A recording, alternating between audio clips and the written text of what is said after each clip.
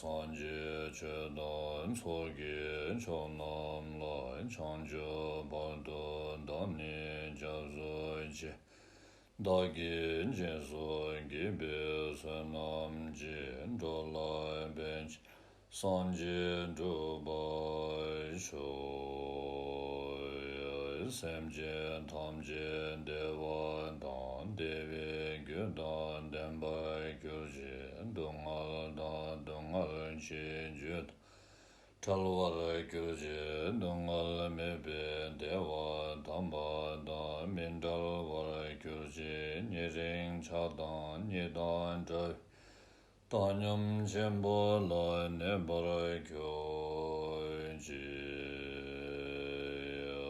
Chazi Wadan Chuji Shaban Dan Jesu Yiran Kushi Sowai Gewai Jongsi Dagi Jisa Ba Tamji Dagi Changchu Chingo Sashi Pechu Choshi Medo Dam Rira Lingshi Nide Gembadi Samji Shingdo Migde Pulwa Yin Jogun Namda Shingla Chuba Sho Semje Namgi Samba Dan Doyin Chedai Chedawa Chejon Temoin Degbai Chuji Kolo Gondo So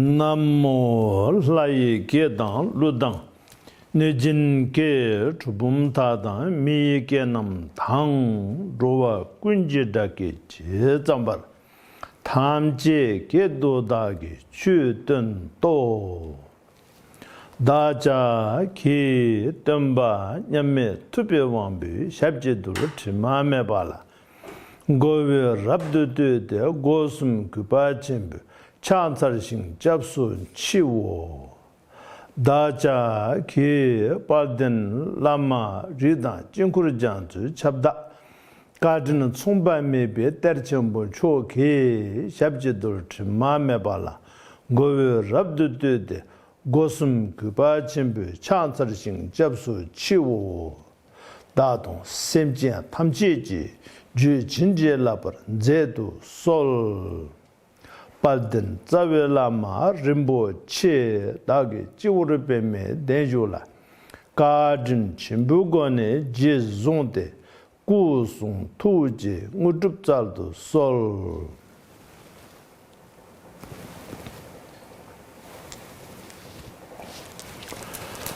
Wana Namkatan Nyambi Semjin Tamjin Namjin Lanameba Yang Taba Zobe Sanjiji Kompar Rimbo Gopara cha teyi chido talam tambi chu samon chepa la chu nyembe kunonda kunchen nambradabe sen tar tela kan chepara chawe chu ne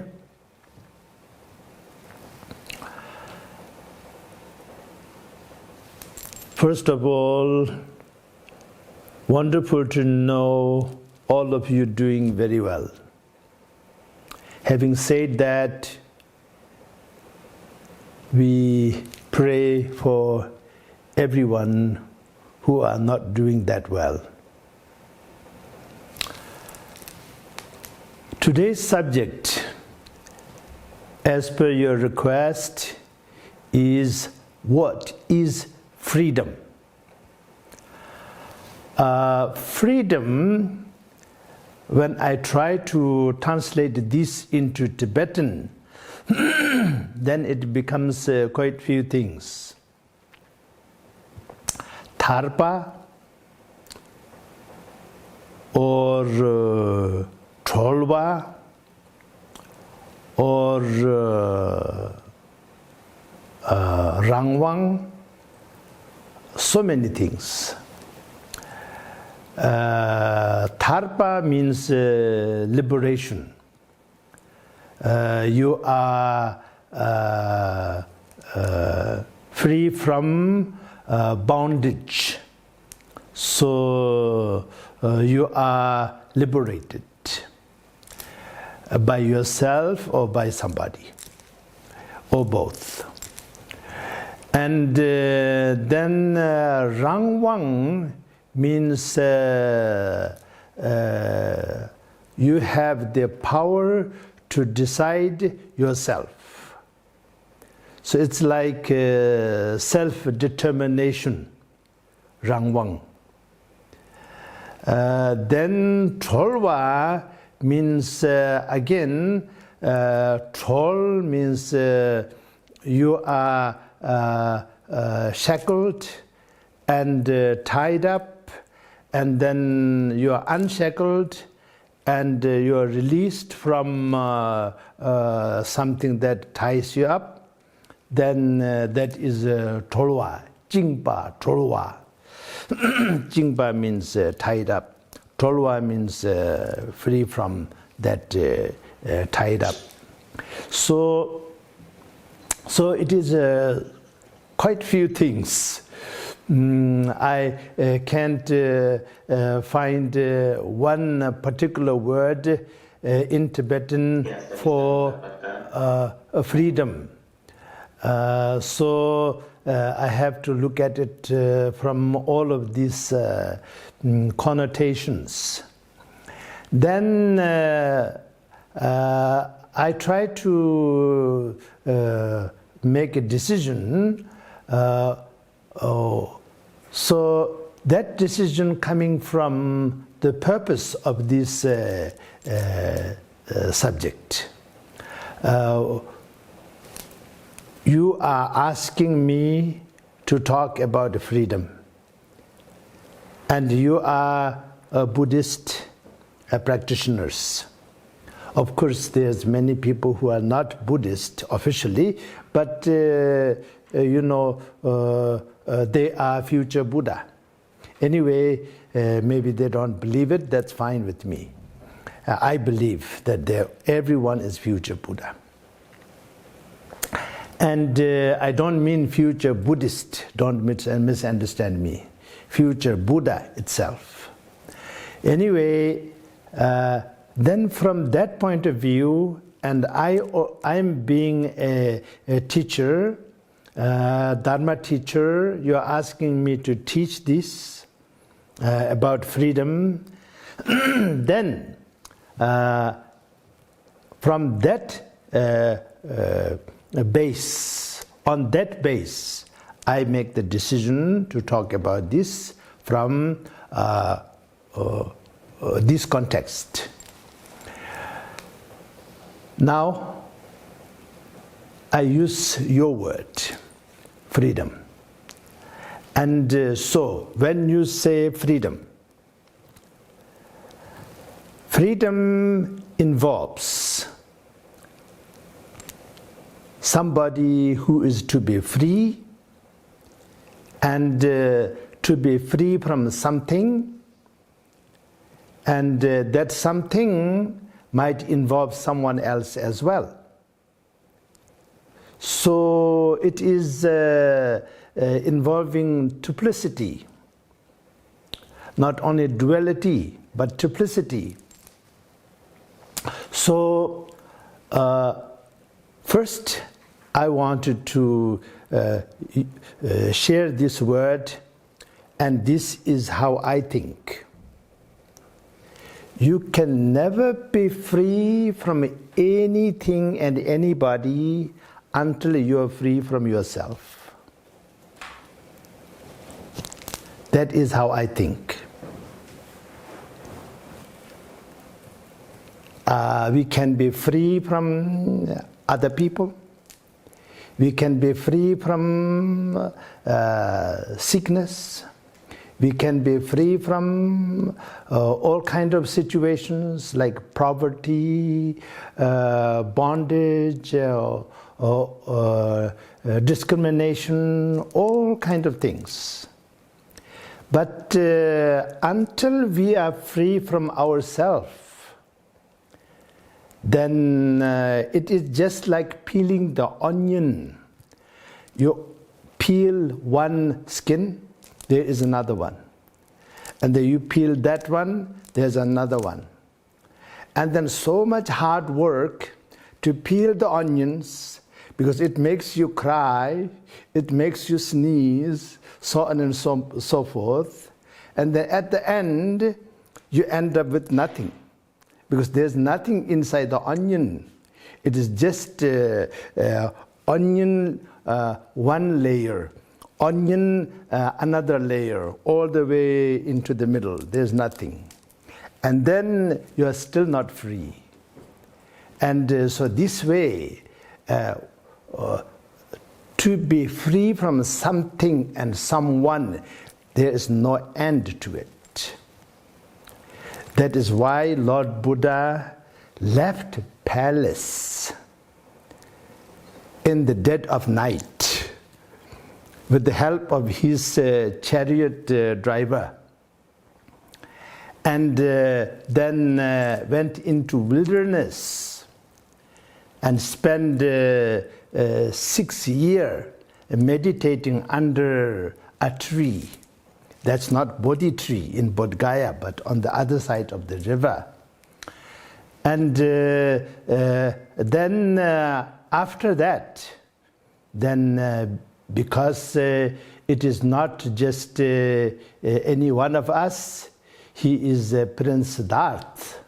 He was the last incarnation of the Bodhisattva who have taken such aspiration many countless eons back. So countless by definition in Tibetan calculation, it is number 60. So that means 1, 10, 100, 1,000, 10,000, 100,000, 1 million, 10 million, 100 million, 1 billion, 10 billion, 100 billion, 1 trillion, etc., etc., 60 times. You know? So then that is one tangme, and that is countless. There's to make it a little bit easier, there's another way of counting this. That is number 13. So number 13 and number 60 is a big difference. But in my mind, you know, it doesn't make any difference, because it is incomprehensible anyway. It is so long. It is not year, it is not century, it is eon. And so it is, let's say, this kind of thing, we can talk about it, and we can pretend we can comprehend it, but it's actually, we have a cognitive impairment for such a magnitude. So that way, 60 or 13, no different for me. It is a very long time. So Prince Siddhartha is last birth. And then even he is the last birth, it took him 6 years of absolute concentration. And you see the Buddha image in some of the museums, which are carved in stone, and one that is really very precious, I think. I don't know where it is. I saw the photograph many times. He have nothing, just a bone and skin, and all of his veins are showing through the skin on top of his bone. So like that. Then 6 years. Then after that, he attained enlightenment under the Bodhi tree at Bodh Gaya. He crossed the river Narayana and sat under the Bodhi tree, and then he became the Buddha Shakyamuni. So it took that much for him. And so now, the point about the freedom here is, why did he leave the palace? Why did he stay under the tree for 6 years? There's nothing great about being so skinny and so much so that you have nothing but skin and bone. Nothing great about that. But for him, nothing worth anything except enlightenment. And in Theravada Buddhist understanding, they believe that Prince Siddhartha reached arhathood there. And in Vajrayana and Tantric and Mahayana, it is described with the terminology Buddhahood, Tathagata. Tathagata is used by both. Namatasa Bhagavato Arhato Samyak Sambuddhasa. So that is both. But Buddhahood and Arhathood slightly different in terminology. But anyway, that is freedom. That is freedom, true freedom. Now, free from what? Okay. All of us, everyone over there, and of course me over here, we all try to be free. Why I do my best to carry on my duty as who I supposed to be, and why I remain as a simple Buddhist monk, although my duty is not that simple. Sometimes very simple. Just do it. Just do my duty. That's it. But sometimes not that simple. Little complicated. Anyway, when anybody say something is complicated, that means there is some little hiccup, some little bubble, you know. So my bubble is that I am honored to carry on my duty, but at the same time, this way I cannot be Buddha in this life. No way. Forget about being Buddha. I cannot reach any substantial realization. Don't misunderstand me. I'm not depressed or anything like that. I'm very happy, actually. That is also another problem, another one of my problem. I'm too happy with everything. When there's problem, I'm happy there's a problem. When there's no problem, I'm happy there's no problem. So, you know, so that is okay. Now, this way, the freedom and the liberation is ultimately fulfilled when we reach Buddhahood.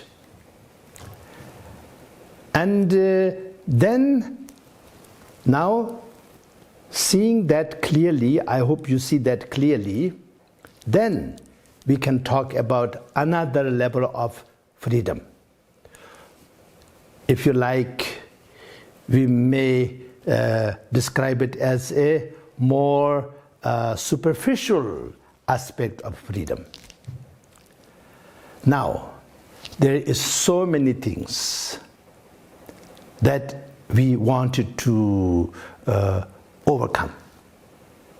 When we are free from those things that bothers us physically, mentally, emotionally, or any otherwise. Then we do everything to overcome those things, to be free from those things. And so this involves everything outside of us. For example, we have outside of ourselves people and also situations, conditions, also nature, so many limitations. Each one of us have so many limitations. We have no wings to fly. So we like to draw wings on the divinities that we believe. So that makes us feel that I can't fly, but to whom I believe can fly. And then also, whenever we say divine presence, divine realm, we look up. We also make gesture of our hand, divinity. We never say divinity. You know, we always look up and divinity. Actually, if you are, of course you know, I am here on the belly of the earth. So when I say up there, actually somebody who's on the top of the world, top of the globe, I am pointing that way, not up. And somebody in the Antarctica, when he or she says up, actually pointing down. It's not up, it's down. So that way, it's all relative. But we wanted to express, not here, up there, And so this is a sort of devotional way, inspirational way to describe the freedom. And then another very technical thing about this, because when we look up, we see the space. Space is infinite, no limitation. When we look down, we see the earth, just under our foot, very small place. We can't see every part of earth, just little place, and very limited. So that way, up, limitless space. Sun shines from the sky. Moon shines from the sky. Stars manifest from the sky. So that way, up. So this describes freedom. And so now, this obviously tells something to us. When we do like this, we don't understand or we don't relate to freedom as we have the freedom, the potential of freedom within us. It is somewhere over there. And so I'm not saying that's wrong, but this, I'm just describing it, try to describe it. Then, now I will make this compartmental. So first, we wanted to be free from outside forces and circumstances. In order to overcome that, then, example with Lord Buddha's teaching of Vinaya, he tells us not to have, not to kill any living beings, for general, and not to steal anything, not to involve in sexuality, and not to say a lie, especially spiritual lie. And so these are the four main vows. And on top of that, he tells us not to get intoxicated. Now, this involves the core of what makes us not free. Why I am not free? Because I am under the influence of my anger, aversion. Therefore, to overcome that, don't kill. Killing is the most severe act of aggression, of anger. So that then next to that is, then there is attachment. So severe act of attachment is stealing and sexual misconduct. So these two are the severe manifestation of attachment. So first one, stealing, is attachment to the external material. Stealing. And then attachment to the sentient being, that is sexual misconduct or sexuality.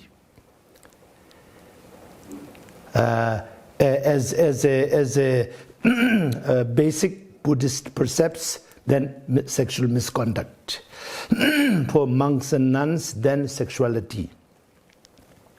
So that way, to overcome the attachment, then these two vows.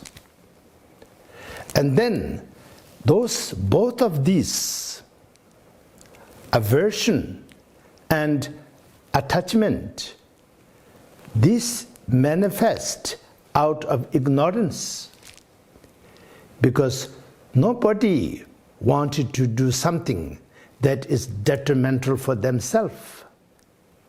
Of course, they shouldn't be doing detrimental for others, but at least, selfish as we all are, we don't want to do anything detrimental for ourselves.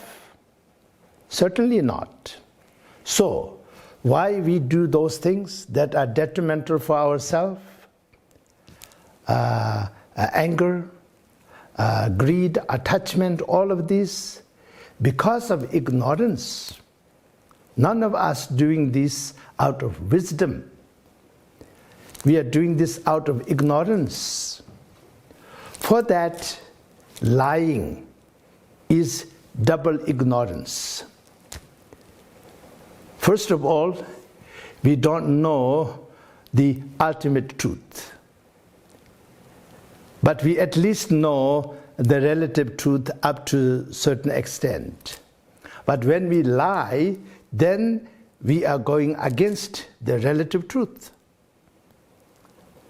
Then the spiritual lie,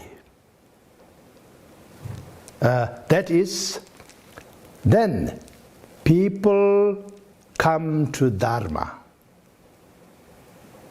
to have clear understanding, to overcome ignorance, to develop wisdom. So that is their purpose. And you say spiritual lie to them. That means you are totally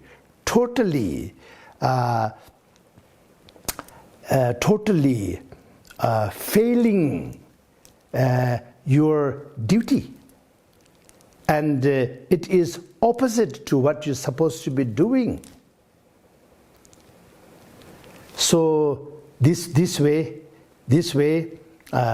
then the spiritual lie is the worst form of lie, and it creates the ignorance out of ignorance out of ignorance.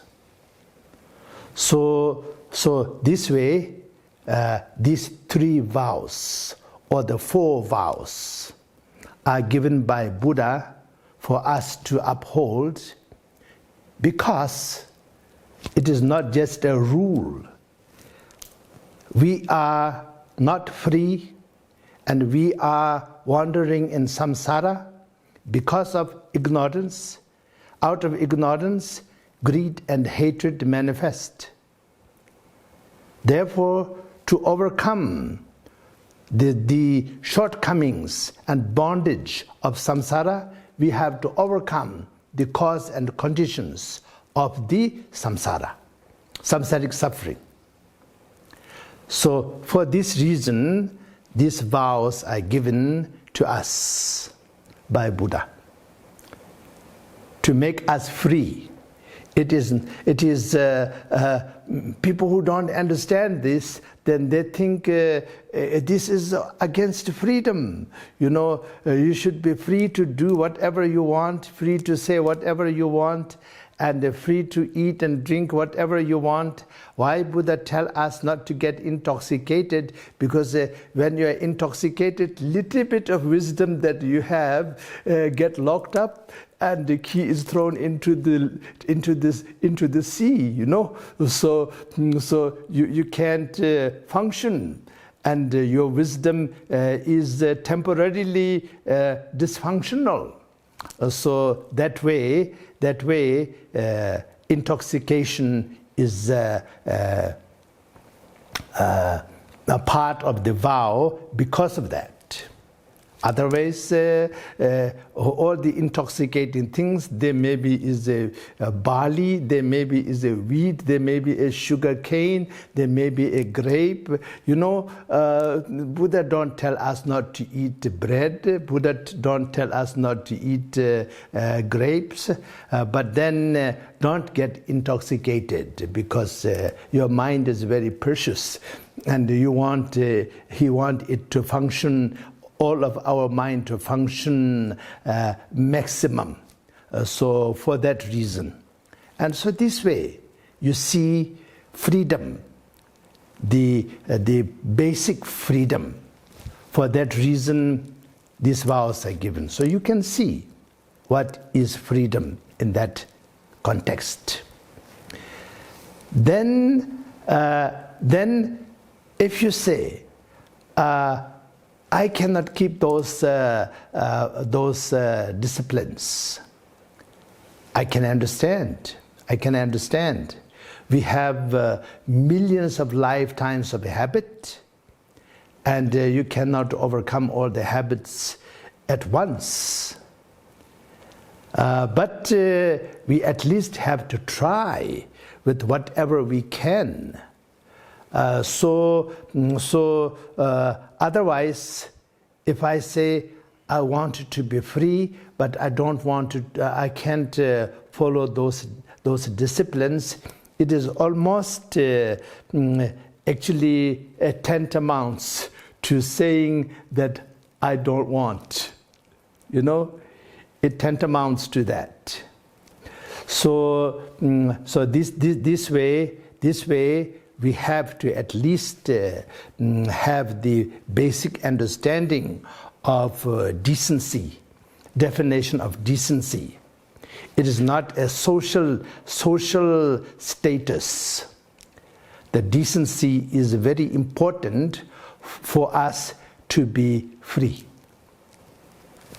And then another level of freedom. Now, another level of freedom is we have so many things that happens to us and around us related to nature and related to other sentient beings, other people, mainly people. And certain areas, people believe every single little mishap is caused by some ghost and some demons and some black magics and this and that, you know. So whatever. All of these things because of our own action. And one of my friend, actually, he's a Hindu guru, and he say every action have a reaction. I understand what he is saying, but I will describe this as a karmic cause and result. So everything that happens to us, the worst thing, for example, some person take us as their enemy, and they will do anything to cause us mental discomfort, physical discomfort, whatever. Why? You know, because of our karma. Otherwise, this will never happen. And so, karma, I explained so many times. I will explain one more time. Karma is not fate. Okay?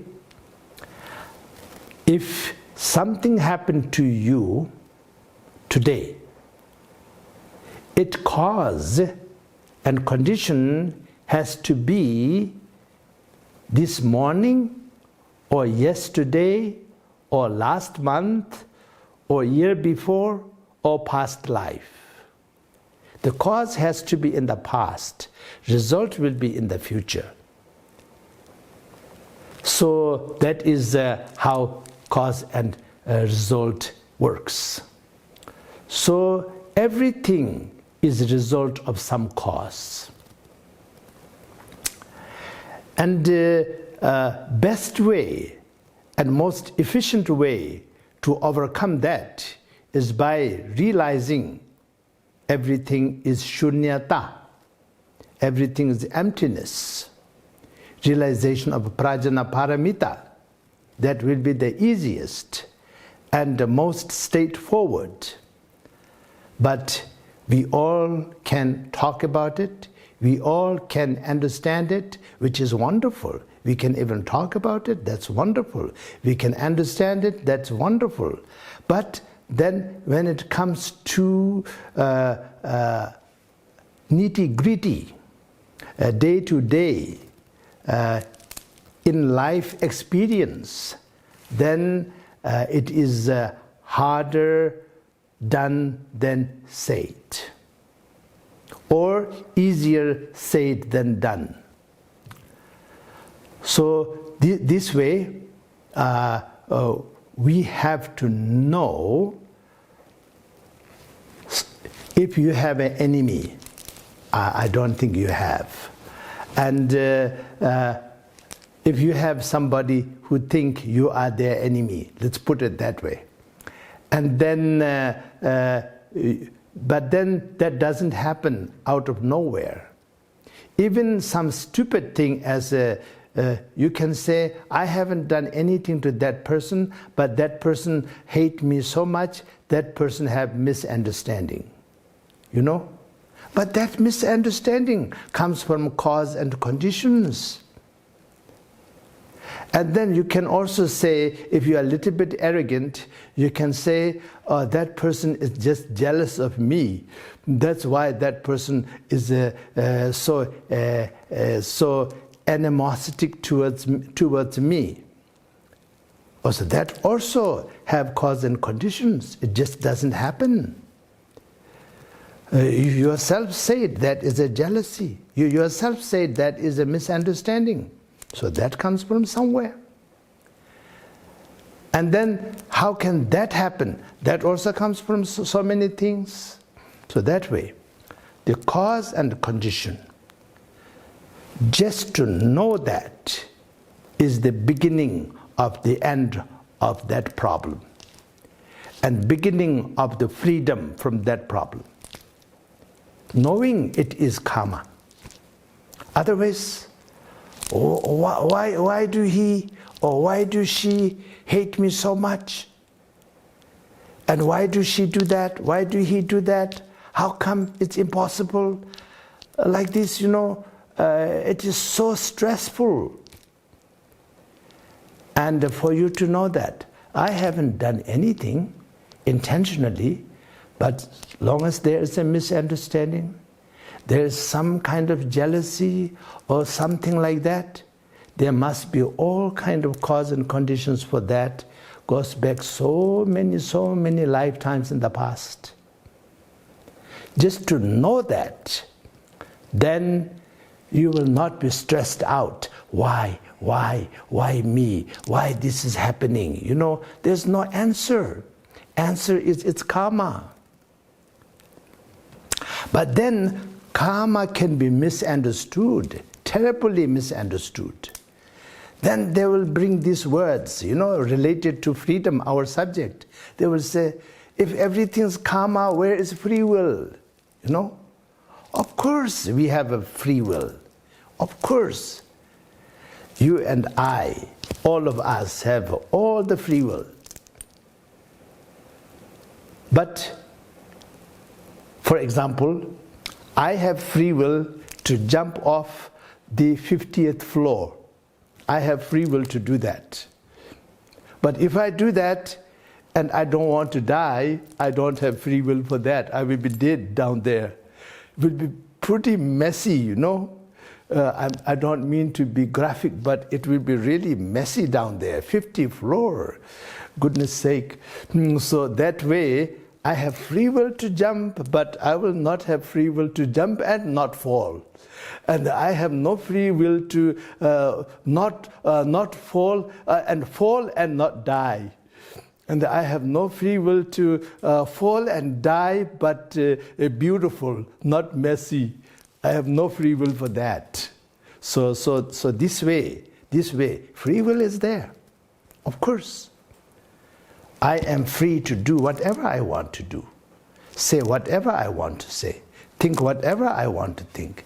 All of you as well. But then each one of it have its own consequences. You know? And very first thing will be, if you do whatever you want to do and say whatever you want to say, then the law enforcement will be knocking on your door, and your home for next few years will be, you know, behind bar. You don't have free will not to have that kind of consequences. And of course, you can jump into the zoo where all the lions are feeding. You have free will to do that, but you will be the lunch or the dinner or of the lion. You cannot just go there and say kitty, kitty, kitty, and a lion start to wag the tail and you know, start to purr. It will not happen.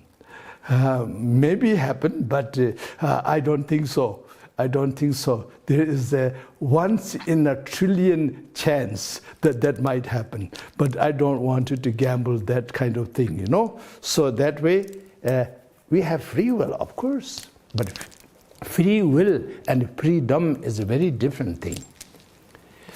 And freedom should be, you know, I don't mean to say things, but great enlightened masters like Milarepa, Guru Padmasambhava, they have the full freedom over all the elements.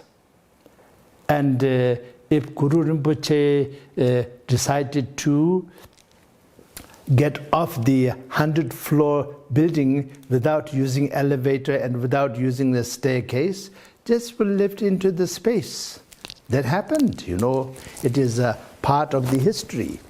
And some people believe it, some people don't believe it, that's fine. But that is freedom. But anyway, if I talk too much about it, then it becomes every Dharma practitioner is practicing with the wrong motivation to perform miracles. You know, nowadays to fly, you don't have to practice for many lifetimes. You just buy a plane ticket and you can fly together with 300-400 people together, and lunch will be served and dinner will be served. On top of that, they will show some nice documentaries or some nice movies, you know, so all of that. So that way, you don't have to practice for so many years. But anyway, the freedom and free will is very big, to totally east and west or north and south difference. And so that is freedom from outer limitation. Somebody who puts limitation on you is your enemy.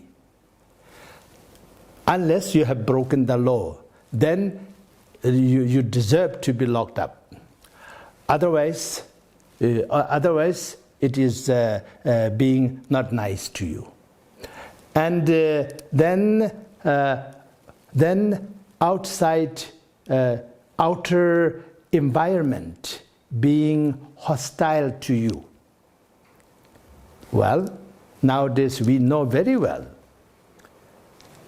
The water we have to buy in bottle, and sea is rising, glaciers are shrinking, and we have problem with the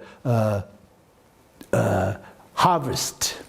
So that means food price will go up and many people will die of hunger. So all of these things are our own doing. Global warming or global cooling, everybody talk about global warming.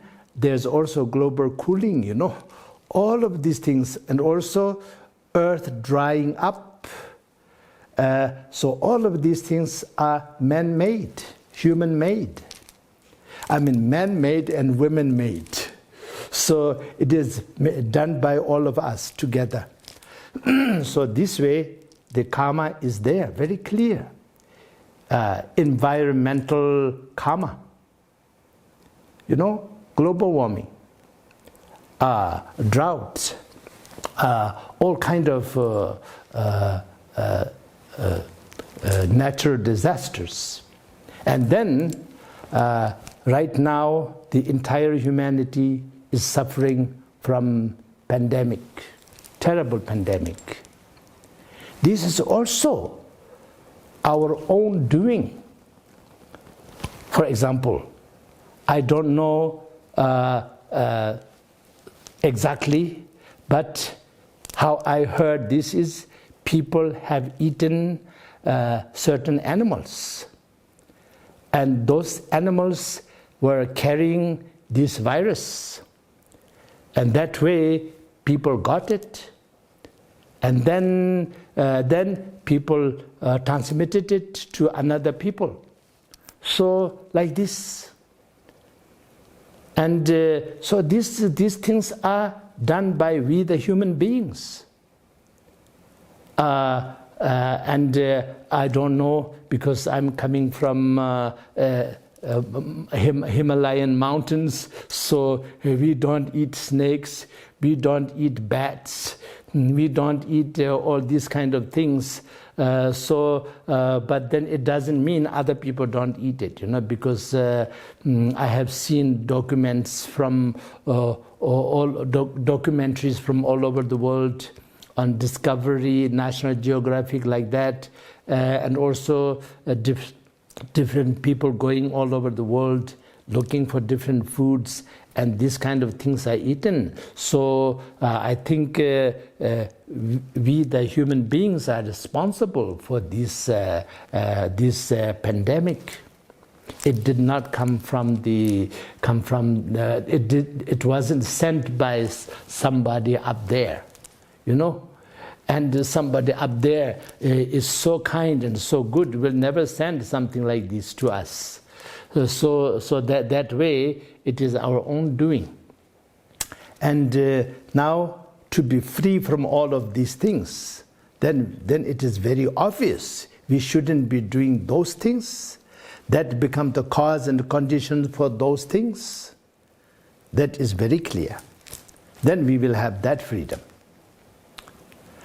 And now I go back to my original one sentence.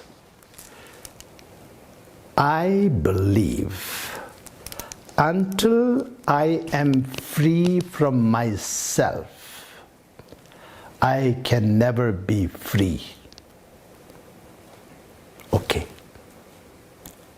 So, how do I prove that?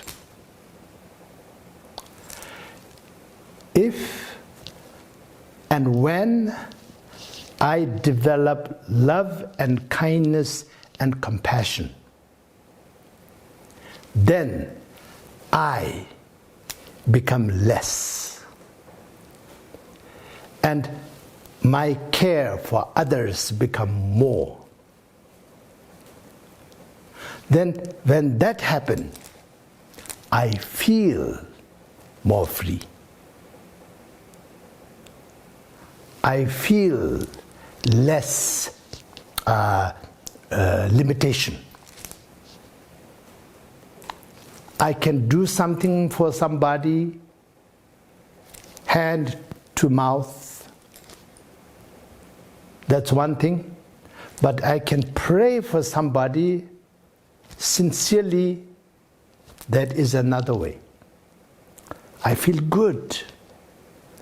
Instead of feeling bad, feel good.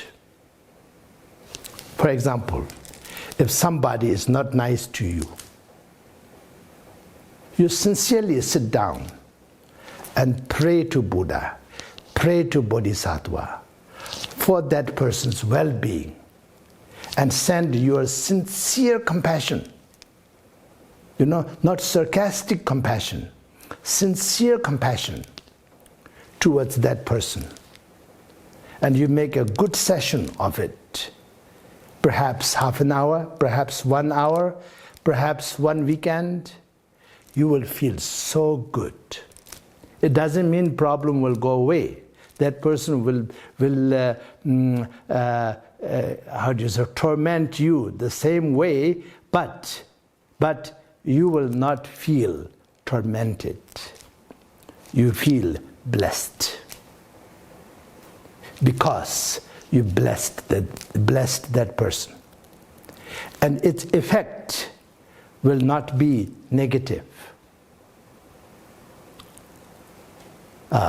Love is such a precious thing. Compassion is such a precious thing. How a mother takes care of her baby 24 hours, 24/7, 365 days a year, day and night. And she doesn't feel stressed out. She doesn't complain. She doesn't get angry because of her love, because of her pure compassion or kindness or love or whatever you call it, that pure feeling from within. And that is immediate solution, most efficient solution for freedom. And then now one more thing, that is, if we look further into our practice, in Vajrayana practice, we have visualization. Of course, every aspect of Vajrayana practice have a very deep meaning, not just a superficial meaning as I'm going to speak here, but this also is the meaning. This also is the purpose. To overcome the clinging to this body and this world, we visualize the mandala of the deity, environment of the deity, image of the deity, the Buddha Sambhogakaya. You know? Now, once we have the visualization very clear, very good, then we have to dissolve it. Dzogrim, Cherim and Dzogrim. So after Cherim, visualization, we have to dissolve it. Because to overcome our clinging to our body, our belongings, our surroundings, we transformed it into the body of the deity, body of the Buddha Sambhogakaya, body, the environment of the Buddha Sambhogakaya, mandala of the Buddha Sambhogakaya, etc. But then we can get stuck there. So we have to overcome that. So we dissolve. And then when we dissolve, then it becomes nothing. Even you think nothing is also very strong clinging. It is almost denial, because nothing is nothing. Everything is everything.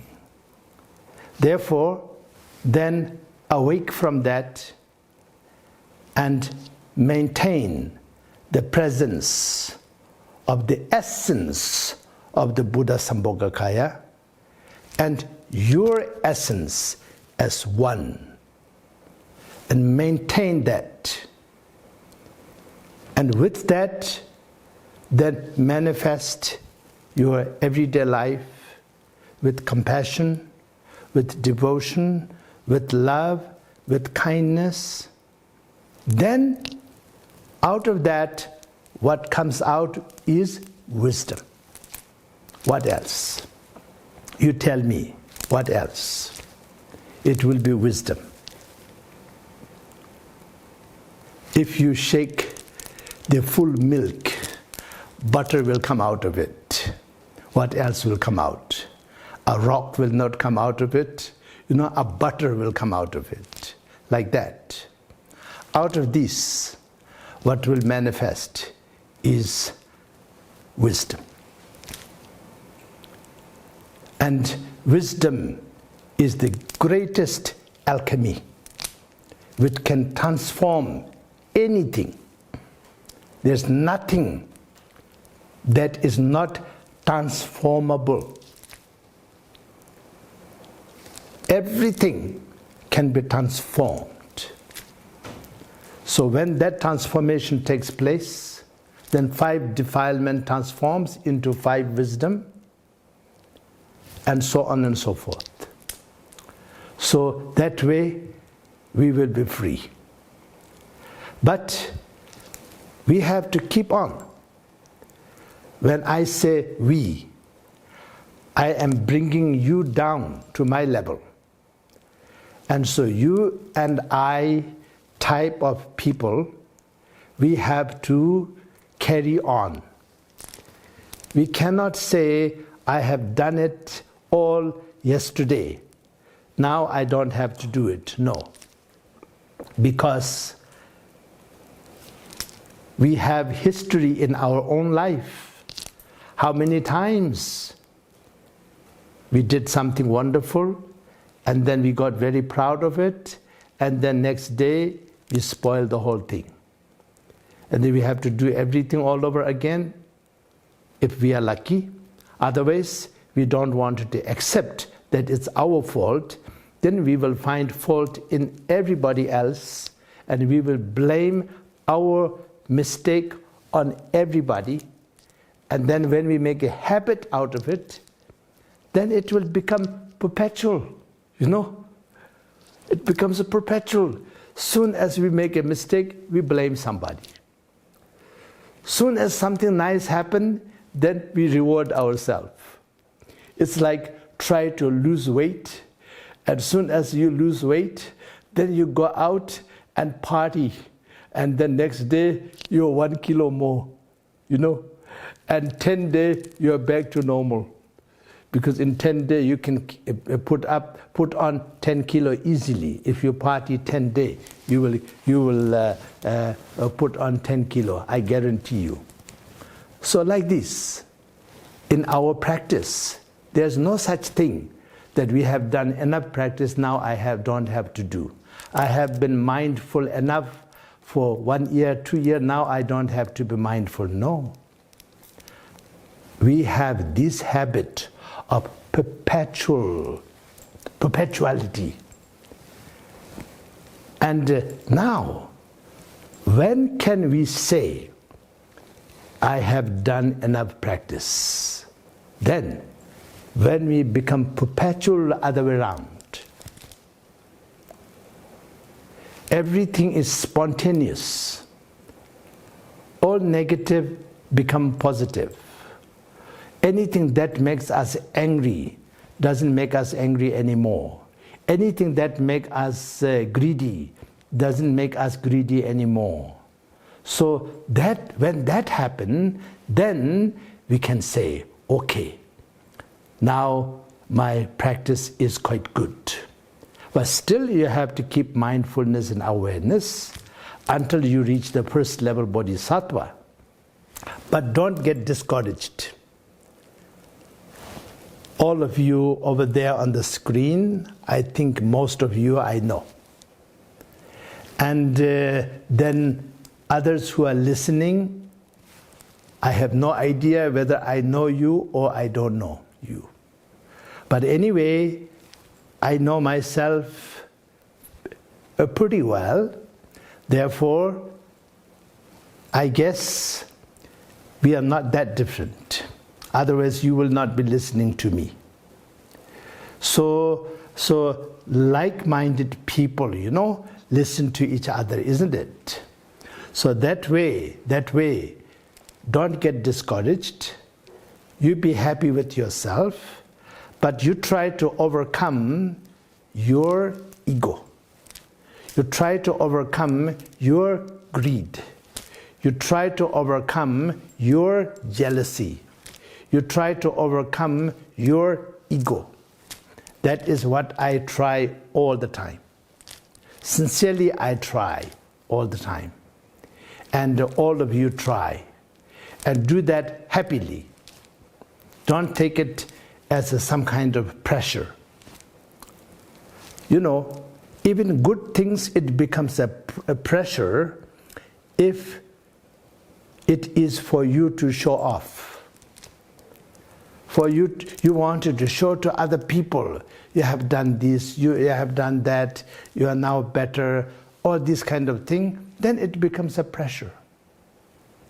And it is not to exhibit to others, it is not to show off, it have no strings attached.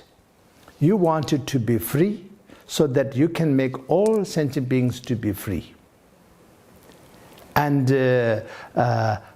please make sure you don't mistake freedom from free will. Free will everybody have. I have, you have. Karma is not against free will. No. And also, discipline, dharma discipline is not against free will. You know? But if you wanted to get from A to B, you have to start walking from A to B, or you start driving from A to B, or you start flying from A to B. Otherwise, it will not happen. So that way, free will is a very precious thing, but freedom is we have to work. And we have to work according to the law of the nature and according to the principle of the decency, according to the principle of the karma, and according to the truth. Then everything is good. So that much for today. Today's subject is freedom. I'm very happy to talk about freedom today, and I feel free now because I talked about it. Until now, since yesterday, day before yesterday, since you asked me to talk about freedom, then I was thinking, how should I begin? What should I talk? Will they understand? All kind of thing. Then several days back I gave up. I gave up planning anything. I have no notes here. My note is blank. Okay? This is some typed thing. To save paper, I use old paper. And I didn't write any note here because it was too much pressure and I don't feel free. Now I feel free. Okay. All the best for all of you, and everyone looks so good and healthy. Everyone looks good and healthy. Keep up. Keep up. And whatever you are doing, you are doing well. And in this situation, everything is like a real Dharma teaching. You have to be mindful. You have to be aware. And you should not cause harm to yourself out of carelessness. You should not cause harm to others out of carelessness. And then those people who are working very hard to help others, we have to appreciate them. So that way, this pandemic has been very serious, but at the same time, everybody come out of it as a better person. Okay? And on top of everything, I think, I don't want to be presumptuous, but I think we all have learned one thing very clearly. That is, we can't take anything for granted. Everything is impermanent. Everything. This body is impermanent. Our wealth is impermanent. Our power is impermanent. Everything is impermanent. So therefore, we have to be mindful, and if you have something, then you appreciate it. And if you have nothing, you appreciate it. Because if you have nothing, you don't have to worry. And you have a lot to worry because you have a lot to lose. But anyway, those of you who have a lot, that's wonderful. That's a very good karma. So instead of sitting on it, you're already doing things for other people.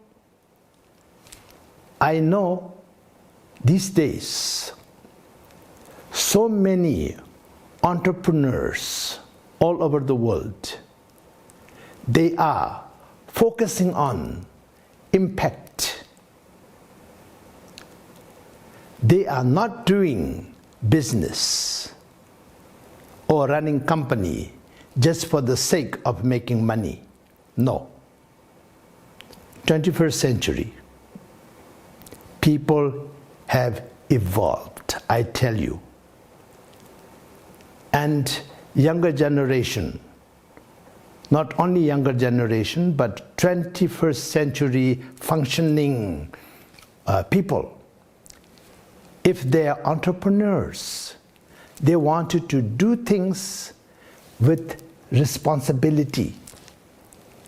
They wanted to find out when they do something, what kind of impact it will have on other people, what kind of impact it will have on environment, what kind of impact, positive impact it will have on environment and society. So they think that way. I don't mean previous generation don't think that way, but not very much. No, not very much. But now, very much. So that way, it is wonderful. It is very good news. And when we come out of this pandemic, we will come out big. And we will come out clean. We will come out good. We will be awesome, I tell you. That's what I believe. All the best for all of you. Everyone over there, you are all very serious Dharma practitioners, so Buddha bless you. Buddha bless you. Buddha bless you. Okay?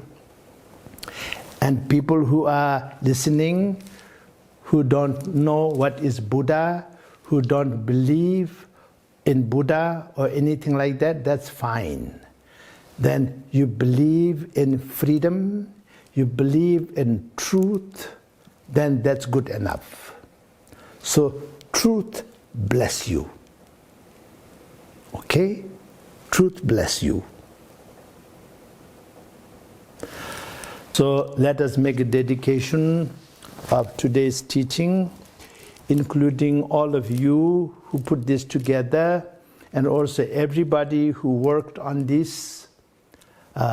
So I wanted to dedicate the merit of everyone, including my merit, because I am able to tell you these things because of my precious gurus. Otherwise, how do I know? So then they are able to teach me because of their guru. And that goes back to the source. Far as everything about me is concerned, it all goes back to Buddha Shakyamuni. So we appreciate their blessing, and I dedicate all of your merit, including my merit, for all sentient beings, all mother sentient beings. May they be free from all the suffering, which is limitation. Opposite of freedom is limitation, isn't it? Opposite of freedom is suffering, isn't it?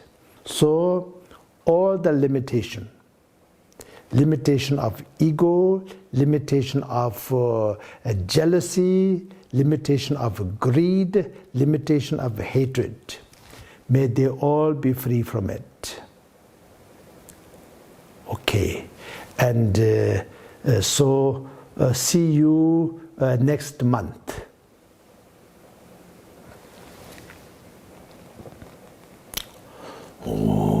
Sunamdeye tamje zikpani tonne nyebe danam pamjene jegananje balap kubayi sibe solen rowa rowa shon jambalapawe chidara chemba tang kundu zangbo teyang tejinte teda kunje jesu dalubjin gyawande da tamje Rabtung ho sanje kusum nibe chilap tang chuni minjuru dembe chilap tang gendun mi chen dembe chilapji kitab hoa malam drubar sho jina dewa tsosu ho pende namka chapar sho duna dunghar dagi kur kowa dunghar je jamso tongbar sho